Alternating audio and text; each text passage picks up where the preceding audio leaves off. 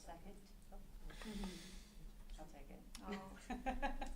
All those in favor? Okay. Thank you. Thank you very much, everybody. Thank Thank you. you. All right. Thank you, Jim. Thank you, Jim. Thank you. Jim, you have no news? No, I just have to my daughter. We have the polls close at 8. Oh, it was 8, okay. No, we're Oh. still Oh. waiting. We're all waiting.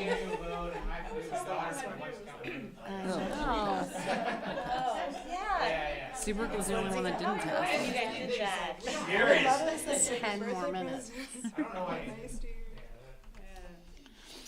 I thought they closed at 7, I'm sorry. I know, I was like,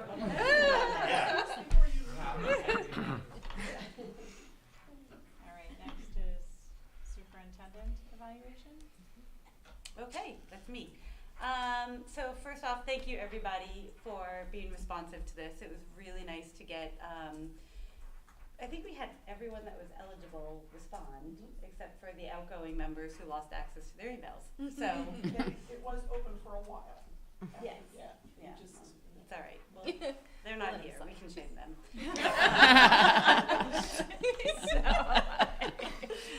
So thank you. If you recall, we have a policy on this. We have a procedure in place. Meredith and I met earlier in the year to discuss the process, and that led to development of some of those more measurable objectives that were at the end of the evaluation form that we didn't previously have there. Obviously, some of those were difficult because of timing. So a number of those are looking for certain measurable achievements by the end of the school year, by certain periods of time that we just haven't reached yet. So it did make it difficult in that regard. But our policy is about our interaction and our observation for the evaluation. We did receive some feedback requesting whether there was opportunities for staff to weigh in on the evaluation. If that's something the board wants to think about moving forward, there's certainly opportunity to discuss that at the board level, but that is not within our plan and our policy of the process that we designated in the past. To that, I would also just say that we haven't done these systematically over the years. Jim, you held them for Bill once, I think? Yeah. And then I think before that there was one, maybe, is that right? I know we did this for Bob. Yeah. Just once or twice. I Okay. would say, don't you think? We did a couple, they were Yeah. done differently, it wasn't Yes. done using this format, it was Right. a complete different process, Yeah. Right. from what I remember. Yeah. And different again for Gateway. I wasn't here then. So one thing to keep in mind, if, there is discussion in the future about amending the process, we are now in a position that we have 2 consistent data points. So you're actually starting to learn from something and you're gathering information that you can start to build from and correct from. So from my perspective, I think it would be nice to carry on with the same process. Therefore, it allows some information by which she can amend those goals and those strategic objectives throughout her tenure here. So that said, what we have shared with you guys in content is Meredith's self-evaluation, which was submitted in advance of all of our evaluations. We shared last year's evaluation results and this year's evaluation results. One thing to note as you look at it, that it does default in the data in each sort of section defaults to the highest number of responses, so it's in descending order each time. It's not exceeding expectations being the first each time, if you know what I mean. So you're gonna see those bars are gonna be different based on what the volume of responses are. Rhonda did also, for our benefit, organize the comments, starting with the top. Comments are those that align to exceeding expectations and downward. The ones with italics and asterisks are required when there was a rating of developing or does not meet expectations. So I don't know if everyone has had an opportunity to look on it. Overwhelmingly, it's a very positive report, I think, and I think it speaks really, Meredith, to our, we're all very impressed with the work that you're providing here. There were certainly some areas that I think, you know, you're gonna take a look into and follow up on, in areas where we felt, you know, maybe there are some concerns within specific boards that is difficult to get the details of in this sort of a format. But things that, you know, probably warrant chasing down a little bit to understand where the frustrations might be, so we can tease those apart. But do you wanna speak to it at all? I'm happy to weigh in. I think it aligns very, very much with my own sort of self-evaluation, so that's affirming. You know, I think we've worked really hard on the work of the board. I think that's reflected in the evaluation and the comments. I think we've developed a partnership and a relationship and learned how to communicate with each other. That changes every time, right? New board members come on board, and as different issues arise, right? Because the communication can be challenging as we navigate individual issues within the schools or communities.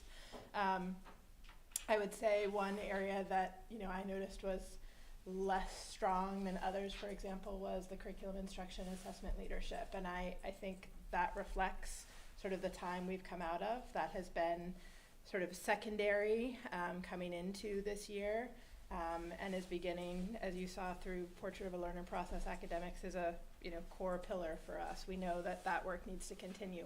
And you mentioned consecutive data points. We didn't have consecutive data points for a period of time because of COVID. So we've now that that data has been restored, we're looking at that, we're examining that, we're adjusting our practices. I would say, you know, communication, we know we've identified that as an area I'm looking forward to, and we'll talk about it even later tonight, continuing to move that piece forward. Overall, you know, I appreciate the comments and the feedback, and as Jill says, it's helpful to me to get the feedback on things that we can continue to work on. Again, a lot of that affirms some of the things we already know, but some of it was, okay, I wasn't aware that was a concern for someone. So I would just put out there that if you do have a concern, if there is an issue, or whether it's a board issue or an individual issue, please reach out, either to me directly. I'm always happy to make time, or through your board chairs to arrange a time to put something on an agenda and have a discussion. It is helpful where we have board goals. We've tried to align presentations and discussion items that we put on your agendas to connect to those board goals. If your board hasn't set goals, that may be an area that we can work on collaboratively moving forward. Thank you. Awesome. Anybody have any questions about what we went through or concerns? Okay. Well, thanks again, everybody, for taking the time. I think it's really valuable. Thanks, Jill. Thank you. Thank you. Thank you. Matt?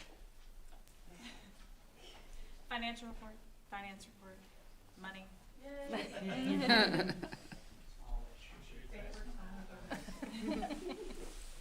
Yeah, can you group text the? Just say. You will send an That's email. group text. No, you cannot. No, you can, oh, that's right. Never mind. Don't do that.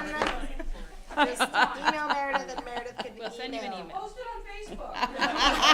We'll all comment, thanks. Smaller. Meredith's gonna Just kill us. extend this finance report long enough so that. Oh, come on, Matt. We know you can do it. Thank you. So I have included 2 reports on board docs, the fiscal year 23 expenditure report and revenue report for the SAU budget. On the expenditure report, we currently have a balance of approximately $130,000, and that's with 3 months remaining in this fiscal year. I will note, however, as you recall, during last year's budget process, or some of you will recall, we did approve utilizing $78,000 from the unreserved fund balance to supplement this budget. So in reality, that $130,000 is $50,000 in available balance. So most of our expenditures to date are encumbered. However, as is the case with all of your individual school budgets, there will likely be some additional reductions that we will recognize through the remaining 3 months that for expenditures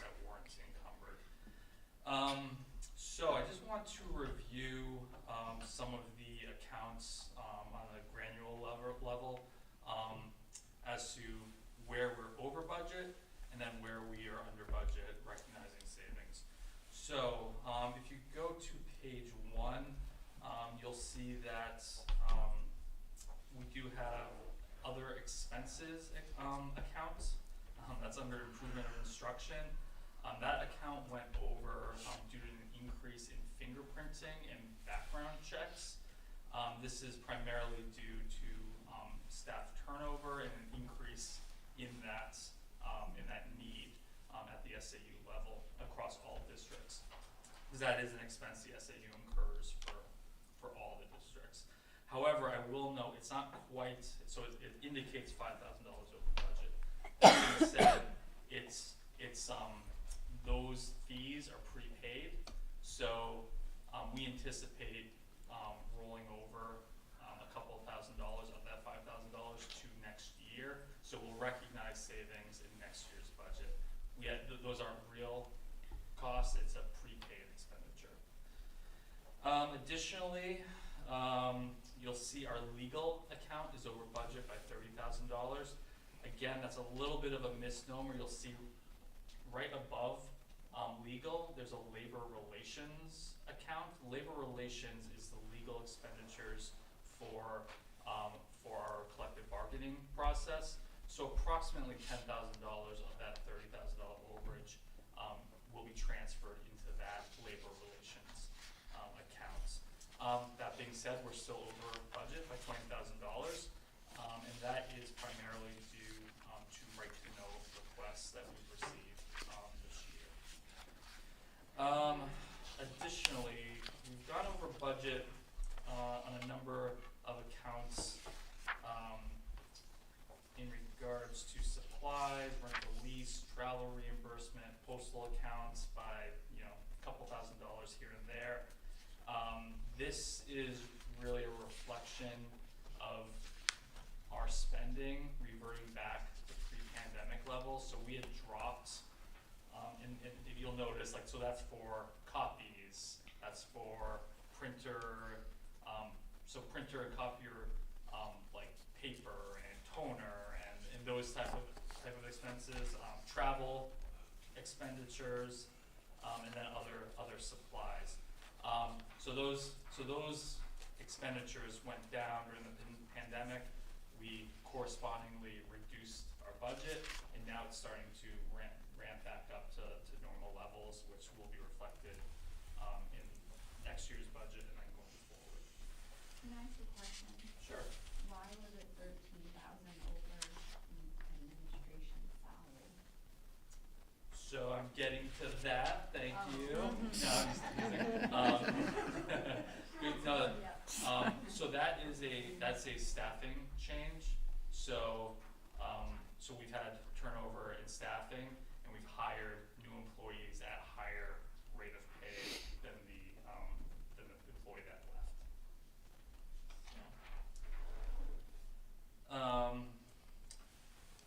So in addition to that staffing change, we also had an unanticipated course reimbursement expenditure that we do allow for course reimbursement. We typically receive those plans a year in advance, but sometimes it's after the budget period when someone expresses interest in course reimbursement.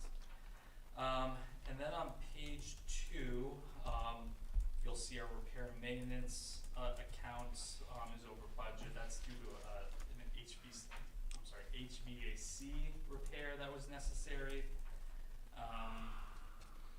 And then there are some software expenditures that are slightly over as well. So those overages were offset by savings that we primarily recognized, the largest account being the consolidation of our systems administrator and data administrator positions into a single position, as well as savings in a number of our benefits accounts. So you'll see our health insurance, FICA, retirement accounts all have some significant savings. So that's the expenditure side. Now on the revenue side, we're also tracking well. You'll see the revenue report shows surplus revenue of approximately $15,000. Well, you actually won't see that because I'm subtracting out some revenue that I'll speak to in a moment. But we did recognize unanticipated banking interest from this past year's interest rate increases, as well as the New Hampshire retirement system refund. And then the third item is energy rebates. So you'll see we have approximately $32,000 in revenue on the report. Now that revenue will be dispersed to the individual school districts. The SAU will receive some of it, but that reflects the group net metering agreement that we entered into with Breyer Hydroelectric in order to monetize our sustainable energy credits. As you recall, since we cannot benefit from a tax credit since we're tax exempt, we were able to monetize those credits with a third party, and hydro was the only available option in New Hampshire currently. That being said, as you know, on our roadmap, beyond the 5-year, or not quite on the CIP, but in the future considerations section, we are interested in potentially pursuing solar installations in our districts to varying degrees. It makes sense in some districts more than others. There are starting to be more financial incentives with the new Inflation Reduction Act for government entities that are tax exempt. So that's something that would replace the hydro as far as a sustainable energy source and those credits. Moving on, any balance that is based on these two reports, so we have the expenditure side, so any unused operating budget expenditures, and then on the revenue side, any surplus revenue that we end up recognizing at year end, so that's June 30th of 2023. That total will be added to the unreserved fund balance. And that unreserved fund balance for the SAU, as you're aware, rolls over from year to year, as opposed to school districts where it needs to be returned to the town to offset assessment. That's because the SAU budget is that's the SAU entity. That's really the only safeguard. We're not allowed to have expendable trusts, the fund balance retention fund, and the SAU is embedded in each individual district's budget. More on that in a moment. Seeding a little bit there. So that is the SAU's kind of safeguard against any unanticipated expenditures that we may encounter. It's also part of our plan that we've outlined for addressing any future capital projects. So as you recall, in our last budget process, we discussed the next project on our CIP is the replacement of the SAU building's roof. That's within about 5 years. So what we were proposing was to utilize unreserved fund balance, so start to build up that account to be able to utilize those funds for the roof project, and then moving forward other capital projects. So moving on to the fun stuff. So I know this is all fun, but I really want to make just a huge thank you to all of our SAU 21 communities, voters, everyone that got out to the election 2 weeks ago. All of our warrant articles across the board, so in Winnicott, Hampton Falls, Northampton, and Seabrook passed, so that includes operating budgets. Just give that a round of applause. Capital projects. projects, and most importantly, the CBA, the collective bargaining agreement for the teacher's contract. Now, that being said, of course, I have to throw the caveat out there that we're waiting on tonight, the Southampton election. So, Nothing yet. And yeah, they've been closed 10 minutes. How long does it take to get That's right. It's all machines. Takes like an hour. Legit, yeah. yeah, I'm milking this report to try to get some results. Oh, come on. Um, I'm ready to fall It's asleep. sad. So we I'm eagerly, so hungry. Sorry. eagerly anticipate the results of the election. The polls did close 10 minutes ago. And obviously this is, as you all know, this is incredibly important because the CBA isn't officially approved for the entire SAU unless it also passes at that Southampton ballot. So again, thank you to all of our voters. Now, I had mentioned, or On alluded that, to, I just wanted to thank you for your Facebook post and just getting it up front and consistent messaging as we led up to the election, because I think that had a lot of impact on it. Yeah. Yeah, yeah. I'm on Twitter today. He's famous. anything to get the word out. I know most of our community watches these school board meetings. Yeah, right. For the few that don't, They're on Facebook. Yes. I'm trying not to get any of you in the quorum, so don't respond to my posts.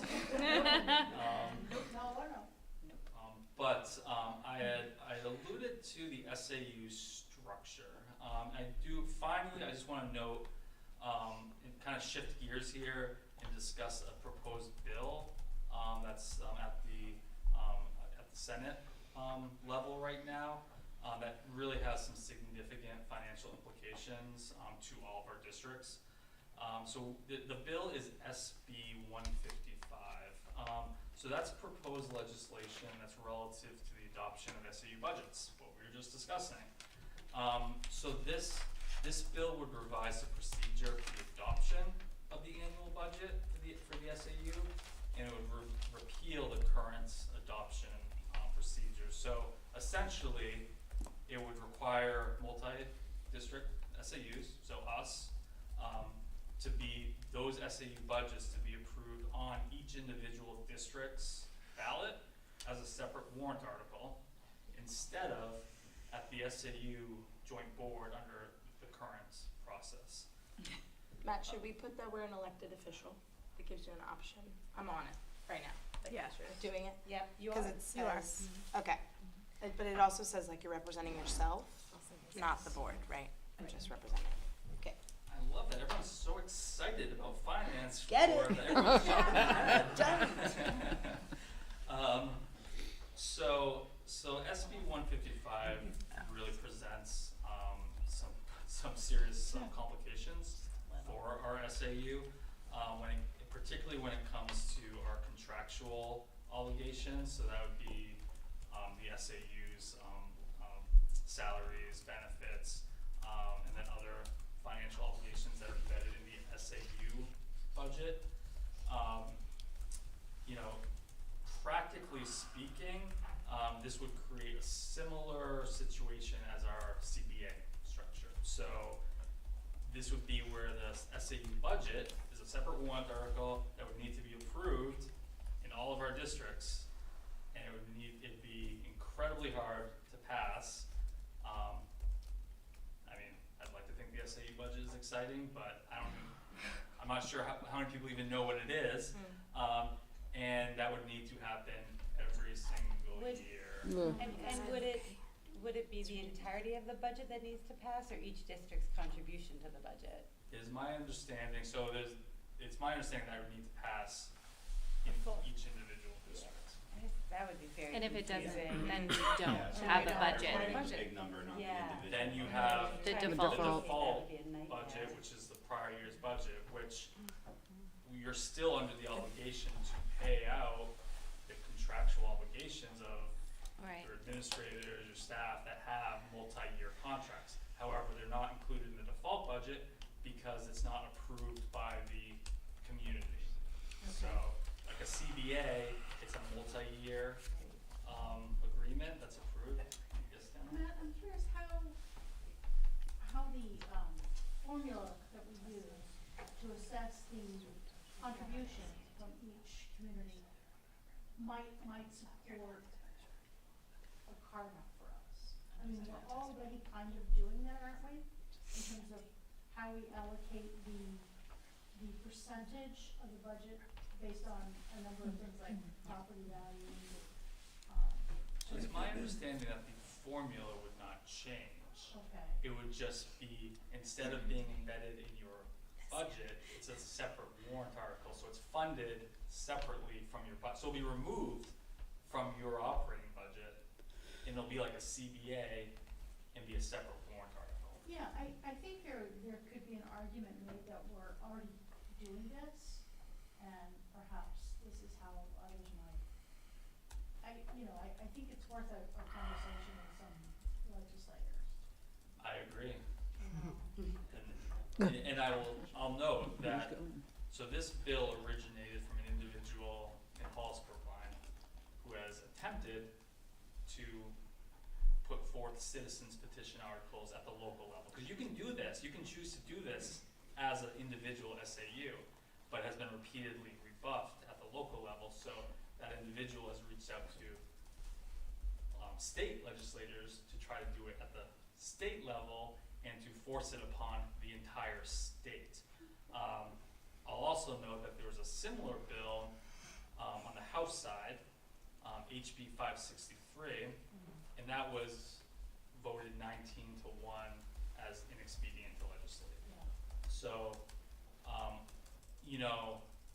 we're only at the Senate side, so but this is something we certainly want to, and who knows, the House may get rid of it, but we don't want it to even get to that point. No. We want to head this off. Given the structure of the legislature, every 2 years you've got to re-educate, sort of, right? Right. So you may have seen some information coming from the New Hampshire School Boards Association, NHSAA and NHASBO has also sent out a lot of information on this particular bill. They're encouraging, as Christina alluded to, they're encouraging administrators, school board members, and general community members to testify. Now, of course, no one can do it in person because all of us work, right? Which is kind of self-selecting for actual legislation, or legislatures. There is I did include the online link because you can also you can provide testimony online in either for or in opposition. I would suggest you oppose this bill, and those instructions are included on board docs, the link and the instructions on how to do so. Or you can show up in person. It's on Thursday at 11:30 a.m. at the Legislative Office Building. And just to be clear, you don't have to submit testimony. It's encouraged, but you don't have to. You can just simply say, I do not support this bill, or I do support this bill, if you choose not to agree with Matt. And the legislator at the meeting, when we had it here, she did say, the one that's specifically focused on education, she said that they do read all of the details and they read it out to people, and it does have some sort of effect, as much as you can affect legislation. But they do read it, and the more that they have, obviously, the easier it is for them to say, look, all of our constituents say they don't or they do want something to happen, so. Has the School Board Association or the Superintendent's Association weighed in on this? Are they? So this information is coming almost directly from them. They're the ones that notified us, Circling the wagon. and then we, freaked out and. They need you, Matt. They need What's you. one more warrant article? Right. So actually, so Barrett, who was here earlier, he sent out information. Unfortunately, he's away at a conference, so he won't be able to testify in person. But he's encouraging his constituents to do so on his behalf. I said an We elected put our official, but I did SAU say or myself. just put our, myself? It says SAU number. It asks for your Says- email address and it asks if you're an elected official. SAU email address and elected official. I said that, and I already submitted it, so. You do have the option to do it as a private citizen, so It's but okay to do it But as. it carries weight as a school board That's member. That's the one. Yeah. I wanna make sure. You are elected officials. You're Yeah. very, Okay. you're important to We the English are? language. Right, yeah. Super important. Can't believe it. I was gonna make sure it was. Oh, don't I have a pen? So keep that in mind, Rhonda, you are a private citizen. I am. I'm here for the fun of it. She's so happy. Fun. All eligible voters in your families are also members of the public. Even the kids? Well, they have to be 12? 18. Um, Yeah. What the I try to not have my 12-year-old vote. Anything else, Matt? No, thank you. Thanks, Matt. And our last item. All right, Praise Last be. item. all right. I get to talk. Next and last, I think, item is public relations firm update. Matt? Or Meredith? Yeah, we can tag team. There you go. We had a Very committee exciting pulled stuff. together. I had to participate remotely at the time, but we did meet with a couple of firms.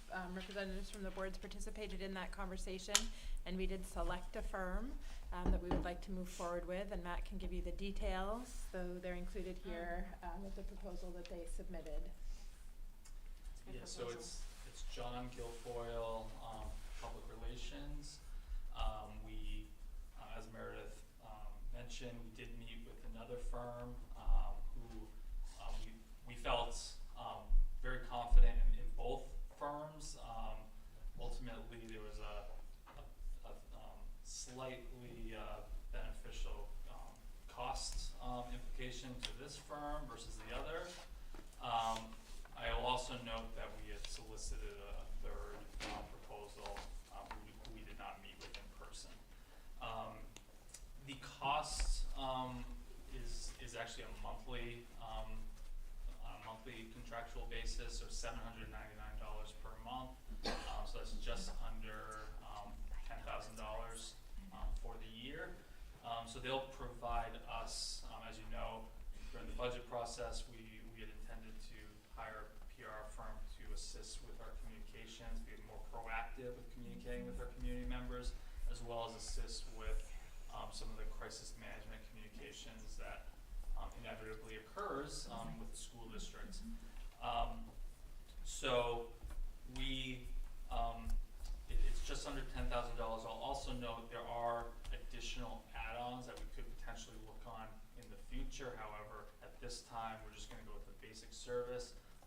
There is a one-time fee. We would like to train our staff on how to work most effectively with the firm because we'll be responsible for generating the content. So we do need to work on that, those processes, what type of content that would work best in order to really make it an effective partnership. So that there is that's going to be a one-day training period, and then we'll have kind of a year-long membership of resources, which is an additional $5,000. So it's going to be just under $15,000 total, and then and we had budgeted $20,000 for this. Perfect. Be happy to answer any questions. Do you want to propose, do you Yeah, want I don't see a motion. to accept this, or? So it So- falls, it falls below your bid threshold Okay, so we don't of the have- 15,000, so Yeah. we don't specifically require a motion. Okay. And thank you to the committee members that met with the PR firms. We do appreciate that collaborative. I know it wasn't necessarily your first choice, so just like the budget committee, but What? I love budget. So much fun. we do appreciate your inputs because it does directly affect each of the individual school districts. It's a very positive experience. Yeah, agreed. Awesome. Thank you, Matt. All right. Matt. Thanks, Matt. All right, we just had future meeting announcements, SAU 21 Joint Board Policy Committee meeting Monday, April 10th. Yes, and just on that same evening, that's the night we've held for the legislative meeting with our legislators, so. What time is policy? Is it 5 o'clock or those time tonight? Checking my calendar. The roundtable one that was just Yes, sent out? so policy committee is to meet at 5, and then we would hold the legislative meeting at 6:30 here. Yeah, and once the committee appointments have been made and we know who it is, that's what I'm working on, is I'll be sending those calendar invites to those people. So, Right. you know, that's changed on your board. Right. I'll be sending you, those, Updated invites. yes. Yes, thank you. And then next is SAU 21 Operations meeting, Wednesday, May 10th. And lastly, our next joint board meeting is Wednesday, May 24th. Okay. Before you guys leave, I passed out the Yes. ethics paper, for this year as part of the reorganization. Top copy is for you, I just need the signed copy on the bottom, so before you leave tonight, make sure you send those my way. And I'll make a motion to adjourn. Second. Anything.